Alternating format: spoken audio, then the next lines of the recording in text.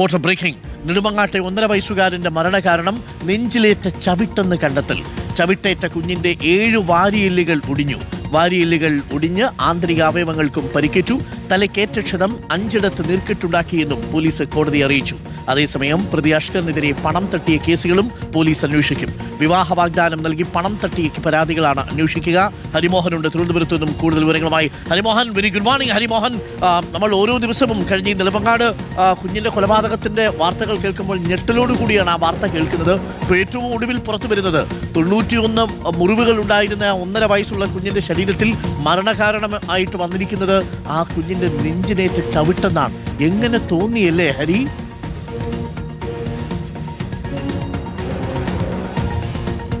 അരുൺ, അതങ്ങനെ തന്നെയാണ്. അഷ്കർ എന്നുള്ള കൊടും ക്രൂരന്റെ ഒരു ക്രൂരത എന്ന് പറയുന്നത് നമുക്ക് കഴിഞ്ഞ ദിവസങ്ങളിലൊക്കെ തന്നെ ചിന്തിക്കാൻ പോലും കഴിയാത്ത നിലയിലായിരുന്നു. അത് ഈ കുഞ്ഞു മാത്രമല്ല, ആമിനെ അടക്കമുള്ളവരൊക്കെ തന്നെ ആ ക്രൂരത നേരിട്ട് അനുഭവിച്ചവരാണ്.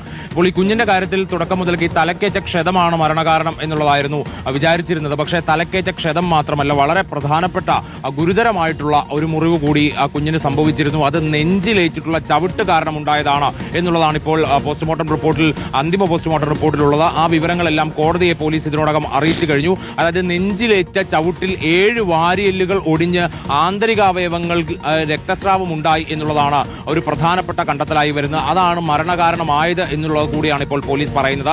തലയ്ക്ക് ക്ഷതമേറ്റിട്ടുണ്ട്, കാരണം തലയ്ക്ക് ഒരു ശക്തിയായി അടിച്ചിട്ടുണ്ട്.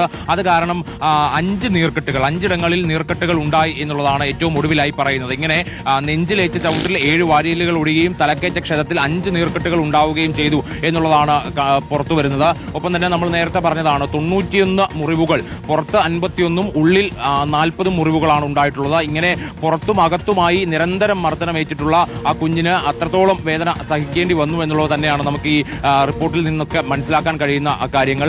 മാത്രമല്ല, ഇപ്പോൾ നിലവിൽ കൊലപാതക കുറ്റമാണ് ഈ അഷ്കറിനെതിരെ ചുമത്തിയിരിക്കുന്നത്. കൊലപാതക പ്രേരണ കുറ്റമാണ് അഖിലയ്ക്കെതിരെ ചുമത്തിയിരിക്കുന്നത്. ആ വകുപ്പിൽ ചിലപ്പോൾ ചെറിയ മാറ്റങ്ങൾ വരാൻ സാധ്യതയുണ്ട്. കാരണം അഖിലയ്ക്ക് ഈ വിവരങ്ങളെല്ലാം അറിയാമായിരുന്നു എന്നുള്ള നിഗമനത്തിലേക്ക് പോലീസ് എത്തുകയാണ്. മാത്രമല്ല, സംഭവ ദിവസം അഖില തമിഴ്നാട്ടിലേക്ക് പോവുകയും കുഞ്ഞിനെ അഷ്കറിനെ ഏൽപ്പിച്ചിട്ട് പോവുകയും ചെയ്തതിൽ വലിയ ദുരൂഹതയുണ്ട്. അത് മനഃപൂർവ്വമാണോ എന്നുള്ള സംശയം കൂടിയുണ്ട്. ഒപ്പം തന്നെ ഈ അഷ്കർ പല സ്ത്രീകളിൽ നിന്നും വിവാഹ വാഗ്ദാനം നൽകി ലക്ഷക്കണക്കിന് രൂപ തട്ടിയെടുത്തു എന്നുള്ള നിരവധി പരാതികൾ ഇപ്പോൾ പോലീസിന് മുൻപിലുണ്ട്. ഇതെല്ലാം തന്നെ പരിശോധിക്കും. ഇയാളുടെ മുൻകാല ക്രിമിനൽ പശ്ചാത്തലത്തിൽ കൂടുതൽ കേസുകൾ വരാനുള്ള സാധ്യത കൂടിയുണ്ട്. Arun, okay, thank you Hari. ഞെട്ടിക്കുന്ന വിവരങ്ങളാണ് പുറത്തു വരുന്നത്. ഒരു കുഞ്ഞിന്റെ ശരീരത്തിൽ കൊല്ലാക്കൊല ചെയ്യുകയായിരുന്നു ആ കുഞ്ഞിനെ.